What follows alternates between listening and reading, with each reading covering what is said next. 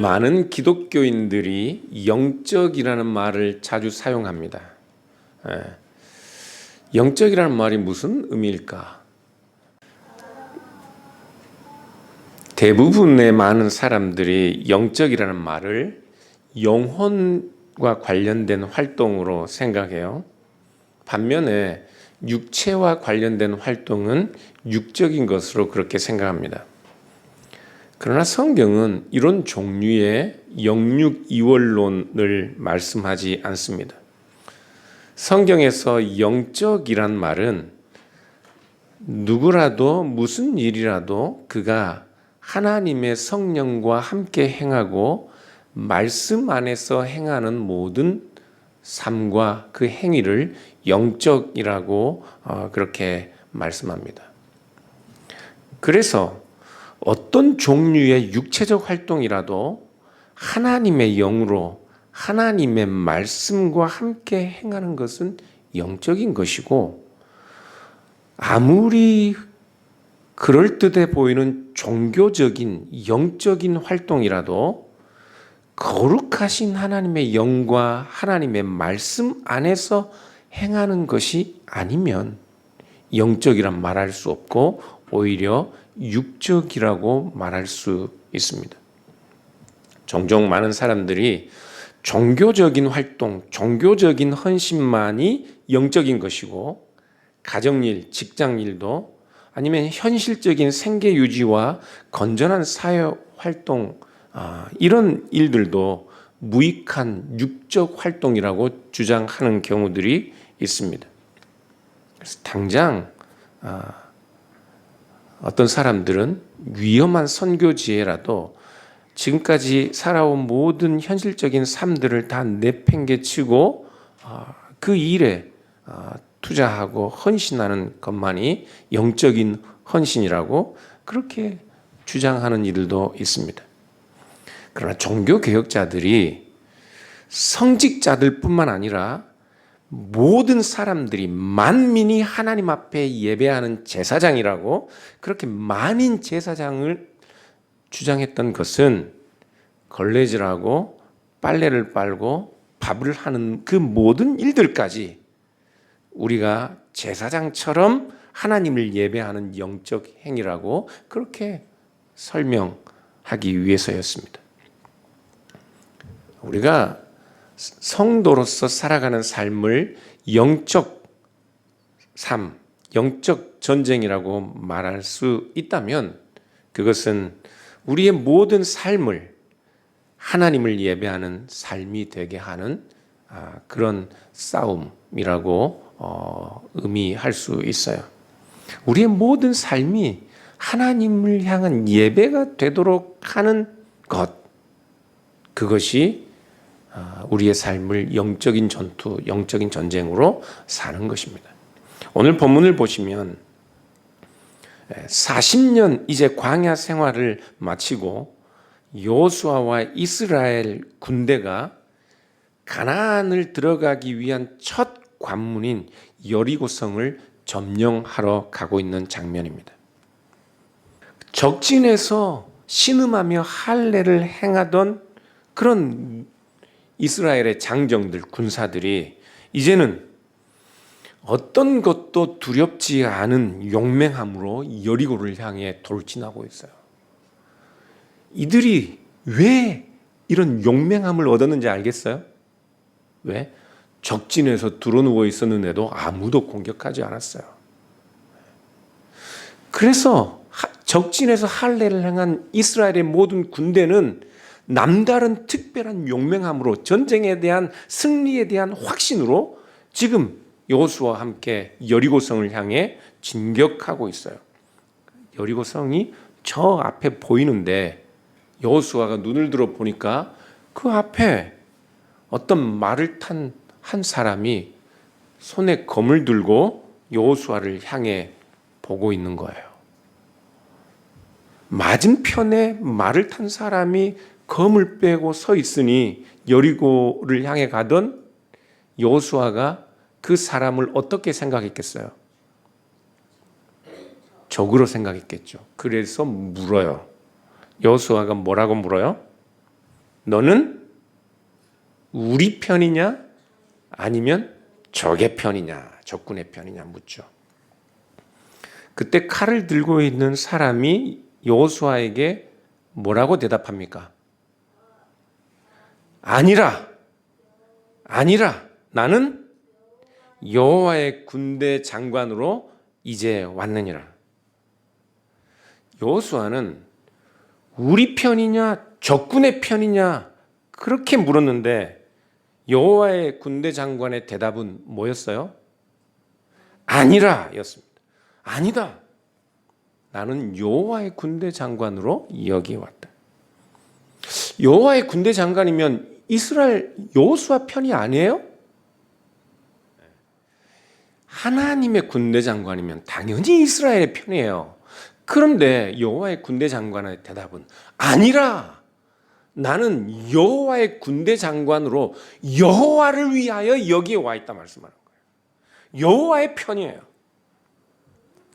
성경에서 천사가 칼을 빼고 말을 타고 서 있는 장면은 상당히 위협적인 장면입니다. 하나님의 심판과 관계된 장면들이 종종 나와요. 민수기 22장 23절 이하를 보면요, 이스라엘을 저주하러 가는 발람을 태운 당나귀 앞을 누가 가로막고 있어요? 천사가 검을 빼어들고 막고 있습니다. 역대상 21장을 보시면 다윗 왕이 이스라엘의 인구 조사를 하는데 하나님이 그것이 못마땅해요. 그래서 다윗 때문에 예루살렘에 벌을 내리십니다. 그곳에 역병이 유행하고 인구 7만 명이 죽게 돼요.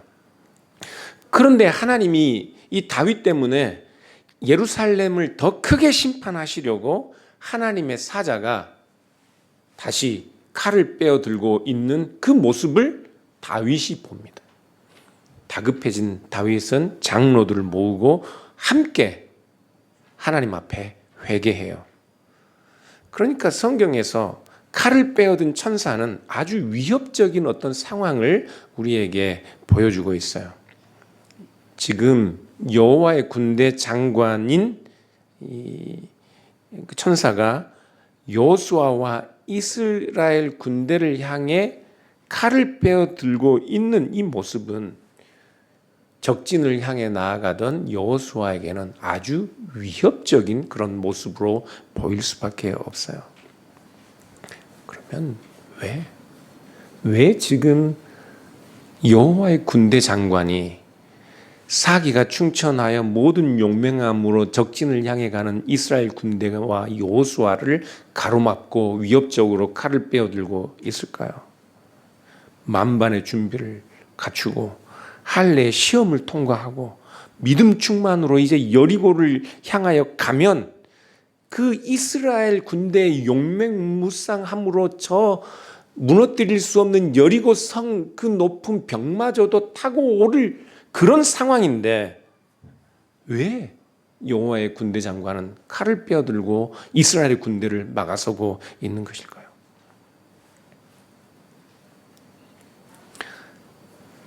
여호와의 군대 장관이 여호수아와 이스라엘을 가로막는 이유가 오히려 그들의 사기 충천한 그들의 용맹무쌍함과 관련되어 있을 수도 있습니다. 이스라엘 백성들은 그 전쟁을 어떻게 생각하겠어요? 자기의 힘과 자기의 능력과 그들의 맹렬한 그런 의지로 싸울 생각들을 하고 있을 것입니다. 내용을 계속 보시죠. 지금 땅에 엎드린 여호수아에게 여호와의 군대 장관이 계속해서 하시는 말씀이 있습니다. 5절인데요. 여호와의 군대 대장이 여호수아에게 이르되 내 발에서 신을 벗으라. 내가 선 곳은 거룩하니라 하니 여호수아가 그대로 행하니라.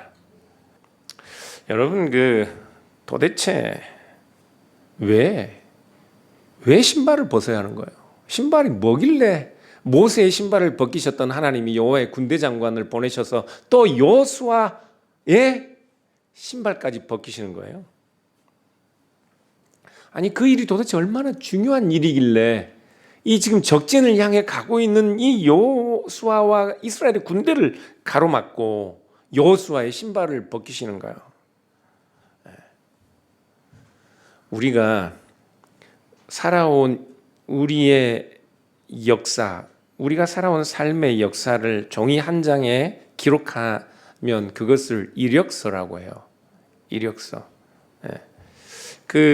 이 이력서의 한자어는 신발 이자에 단일 역자에 책 서자입니다.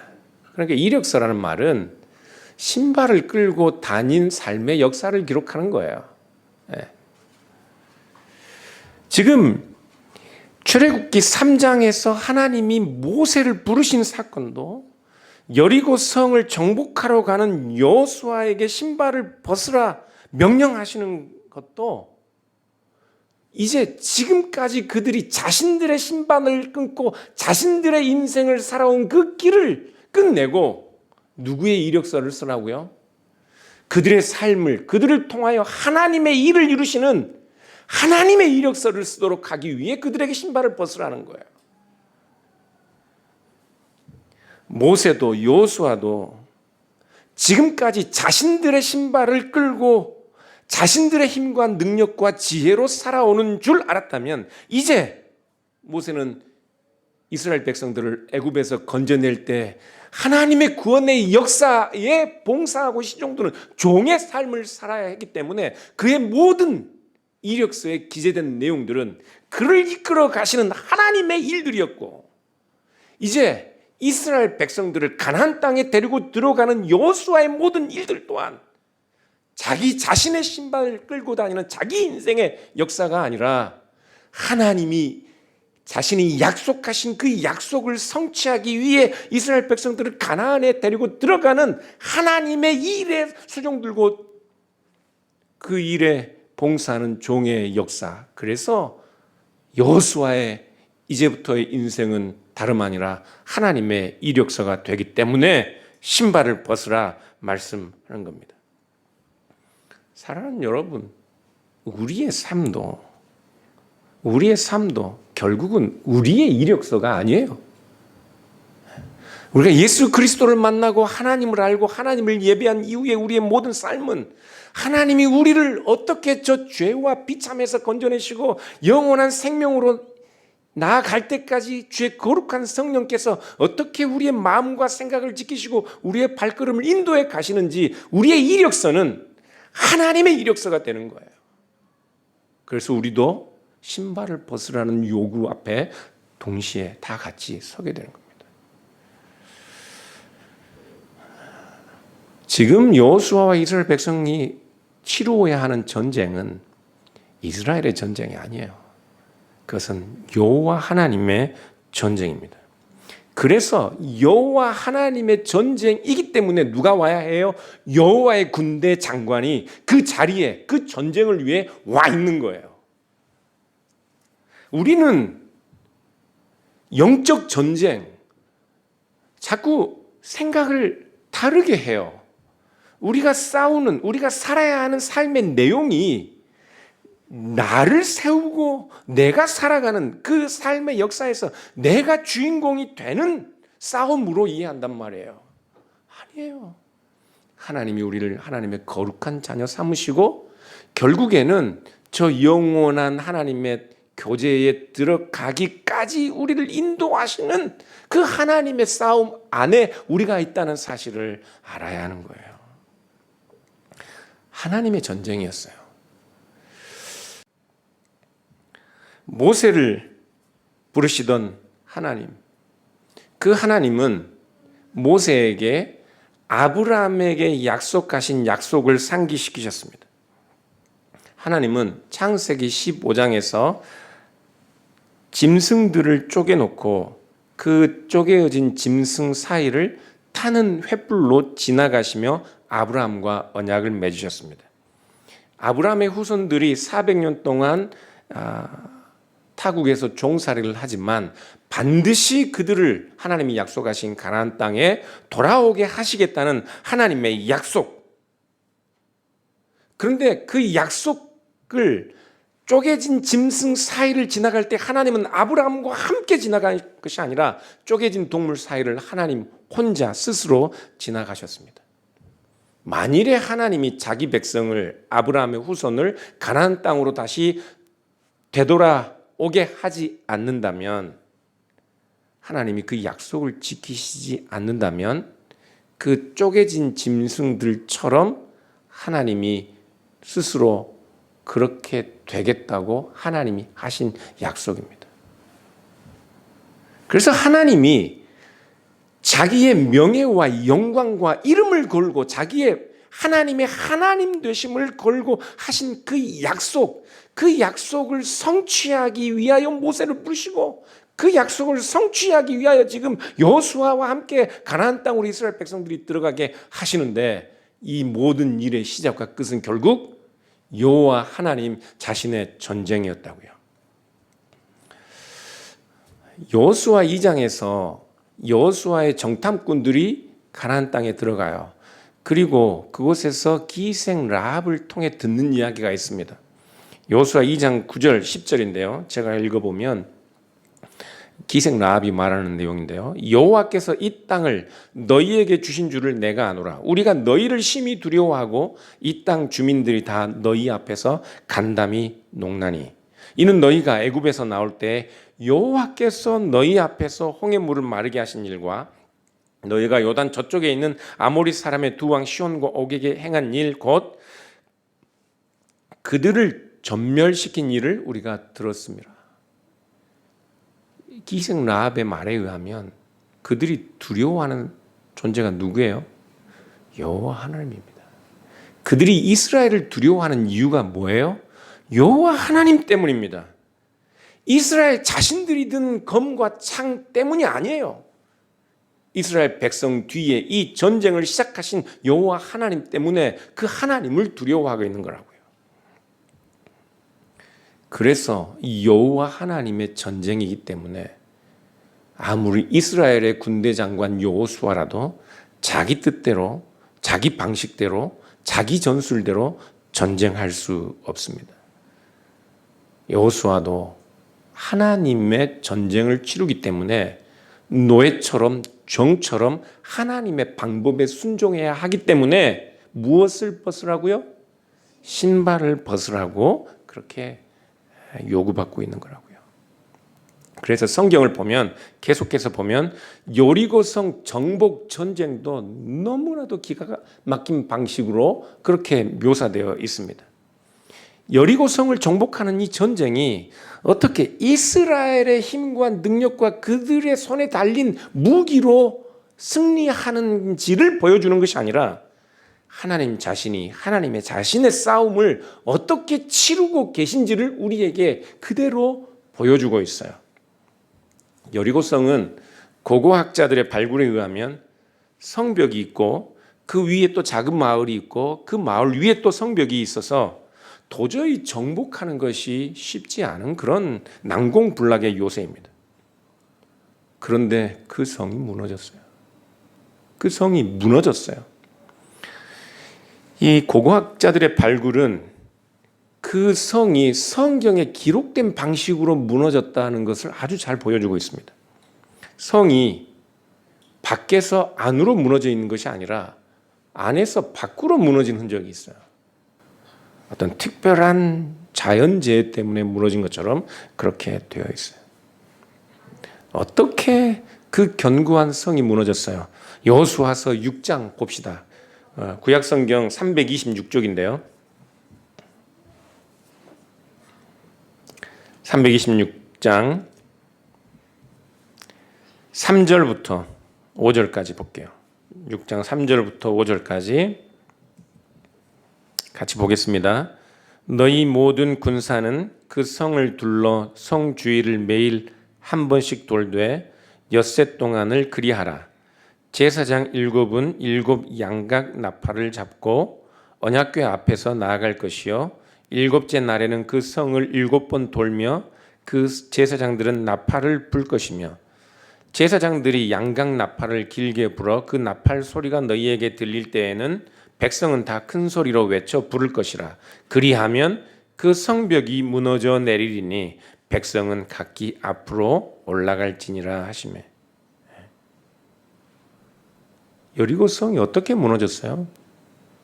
성벽을 무너뜨리기 위한 전쟁이 없었어요.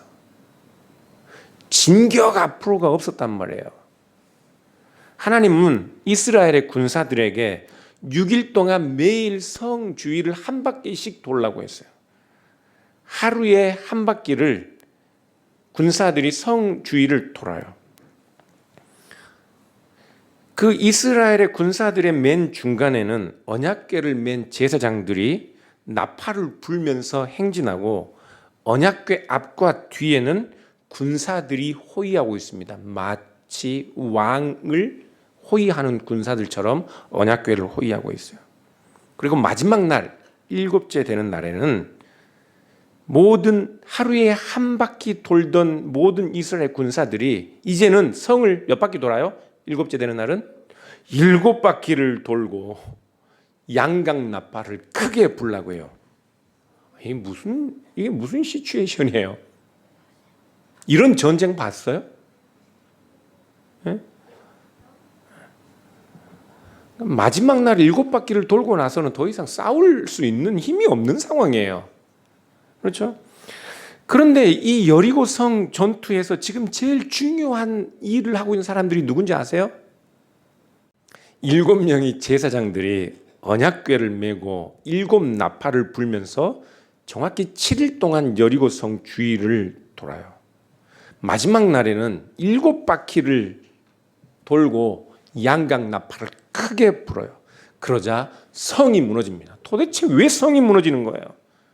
나팔 소리가 너무 시끄러워서? 도대체 왜 여리고 성이 무너지는 거예요? 하나님.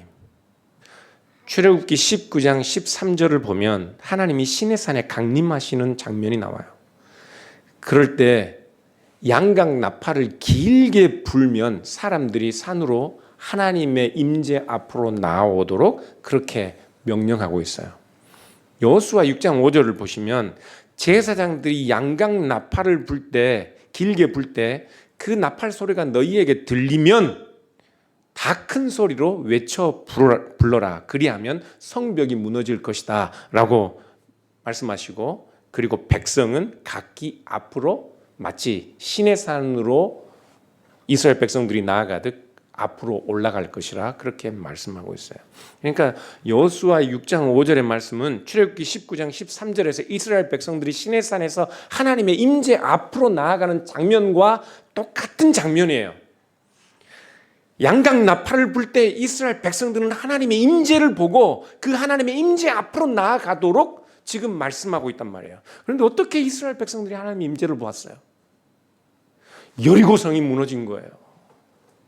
시내산에 하나님의 영광이 나타날 땅이 진동하는 것처럼 지금 하나님이 마치 그 거룩한 크신 온 세상을 덮을 만한 하나님의 큰 발로 땅을 디디는 것처럼 하나님이 이스라엘 백성들 앞에 서시자 땅이 그 하나님의 거룩함을 감당하지 못하고 땅이 흔들려 어떻게 돼요? 여리고성이 무너지는 거라고요. 하나님이 이스라엘 백성들 앞에 나타나신 것입니다.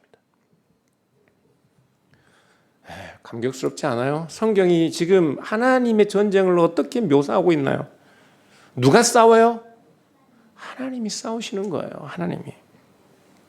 그래서 여리고성 정복 작전은 군사 작전이 아니라 하나님을 예배하는 예배의식이었어요. 성을 도는 행렬은 하나님의 임재를 축하하고 칭송하는 축하 행진이었다고요. 하나님이 곧 우리 앞에 서실 것이라는 하나님의 임재를 볼 것이라는 것을, 그래서 마치 왕을 호위하는 군대가 성 밖으로 성에 들어가는 그 모든 긴 행렬처럼 이스라엘의 군대는 하나님의 언약궤를 호위하고 여리고성 주변을 돌았던 겁니다. 왜 여호와의 군대 장관이 여호수아에게 신발을 벗으라 했는지 이제 좀 확실히 알겠습니까? 하나님이 이스라엘 백성들 앞에 앞서서 하나님 스스로의 전쟁을 치르기 위해 지금 여기 계시기 때문에 그 시간과 공간이 거룩하기 때문에 여호수아는 신발을 벗으라. 이스라엘 백성들은 그렇게 하나님의 종처럼 하나님을 예배하는 자리에 서도록 그렇게 신발을 벗으라 하는 겁니다. 이스라엘 백성들은 지금 이스라엘 군대로 서 있는 게 아니에요. 하나님을 예배하는 자들로 서 있단 말이에요. 여호와의 군대는, 하나님의 군사들은 하나님을 예배하는 자들입니다. 우리 영적 전쟁, 우리가 하나님의 군사, 그리스도의 군사라고 말할 때 이 모든 말보다 앞선 것은 우리가 하나님을 예배하는 존재라는 사실이에요. 하나님을 예배하지 않는 하나님의 군대, 하나님의 군사들은 없습니다. 이스라엘 백성들은 지금 의장대 역할을 하고 있는 거예요. 하나님을 예배하고 있는 거라고요. 하나님이 나타나시는 그 순간에 큰 소리로 함성을 지르자 하나님이 나타나시고 여리고성은 무너지는 겁니다. 우리가 싸우는 싸움, 우리가 살아야 하는 영적 전쟁, 그것은 곧 우리가 예배하는 자가 되는 겁니다. 예배하는 자가 되는 것이 곧 영적 전쟁이에요. 그래서 여호와의 전쟁을 싸우는 방법도 여리고성 전투에서 이스라엘이 그들의 전략과 전술로 이기는 것이 아니라 하나님 자신이 직접 나타나 하나님을 예배하는 그 사건을 통해 여리고성이 무너진 것처럼 그 방법도 달라요. 우리가 싸우는 방법, 영적 전쟁에서 우리가 이기는 방법, 어떤 방법이에요? 하나님을 예배하는 거라고. 우리가 하나님을 예배하는 자가 되는 것, 그것이 이기는 거예요. 에베소서 4장에 보면 이 바울이 우리의 씨름은 혈과 육을 상대하는 전쟁이 아니라고 말하면서 무엇을 갖추라고 해요? 13절에 그러므로 에베소서 4장 13절에 보면 그러므로 하나님의 전신갑주를 취하라. 14절은 서서 진리로 너희 허리띠를 띠고 의의 호심경을 붙이고 15절 평안의 복음이 준비한 것으로 신을 신고 16절 모든 것 위에 믿음의 방패를 가지고 17절 구원의 투기와 성령의 검 곧 하나님의 말씀을 가지라. 18절 모든 기도와 간구를 하되 항상 성령 안에서 기도하고 성령 안에서 행하고 이를 위하여 깨어 구하기를 항상 힘쓰며 여러 성도를 위하여 구하라. 뭐 하라는 말이죠? 이 무슨 말 같아요? 하나님을 예배하는 삶을 살라는 말입니다. 로마서 12장에 우리의 몸을 하나님이 기뻐하시는 거룩한 산 제사로 드리라는 그 말씀을 에베소서 4장은 이렇게 풀어내고 있는 거예요. 사랑하는 여러분, 우리의 영적 전쟁은 우리의 싸움이 아닙니다. 우리들의 홀로선 싸움이 아니에요. 우리는 누구의 싸움을 싸워요? 하나님의 싸움. 그래서 우리가 싸우는 싸움은 어떤 싸움이에요? 우리의 검과 창을 휘두르는 싸움이 아니에요. 우리의 실력을 발휘하는 싸움이 아니에요. 우리의 열심을 증명하는 싸움이 아니라고요. 어떤 싸움이요? 하나님을 예배하는 자로서는 싸움이에요. 교회가 이 싸움을 싸우지 않기 때문에, 성도들이 이 싸움을 싸우지 않기 때문에 교회 안에 문제가 생기면 그걸 해결할 수가 없는 거예요. 우리가 살아가는 교회, 이 지상에서 삶 속에서 교회는 다 완전하지 않습니다. 교회는 문제가 생겨요. 성도들의 수에 비례해서 문제가 생겨요. 그런데요, 지상의 교회들은 문제가 생깁니다. 교회의 거룩함을 말할 때는 우리가 외형적으로 너무 거룩하고 너무 의롭고 보기엔 흠이 없어서 거룩한 것이 아니에요. 그리스도가 교회의 머리이기 때문에 그것으로 인하여 교회가 거룩한 거예요. 그러면 교회 안에 문제가 생겨도 교회의 머리가 그리스도이기 때문에 그 문제 앞에 모든 성도들이 머리신 그리스도에게 순종하고 예배하듯 하면 어떤 문제도 교회를 해할 수 없는 거예요. 그런데 문제가 생기면 다 자기 실력을, 자기 지혜를, 자기의 능력을, 자기의 열심을, 자기의 의로움을 증명하려 한다고요. 누구의 싸움을 싸워요? 이제는 자기의 싸움을 싸워요. 그래서 영적 전쟁에 실패하는 겁니다. 사랑하는 여러분, 우리의 신발을 벗읍시다. 벗어야 돼요. 그리고 아무리 옳고 아무리 내가 열심히 하늘을 찌를 듯 해도 우리는 하나님을 예배하는 자로서 그 겸손한 삶의 도리, 예배하는 자의 도리를 행하지 않으면 실패한다는 것을 알고 하나님을 예배하는 자로서의 영적 전쟁에 승리하는 모든 교우들 될 수 있기를 주님의 이름으로 부탁드립니다. 기도하겠습니다. 평강을 주시기를 원하시네. 평강을 주시기를 원하시네. 여호와는 그 얼굴을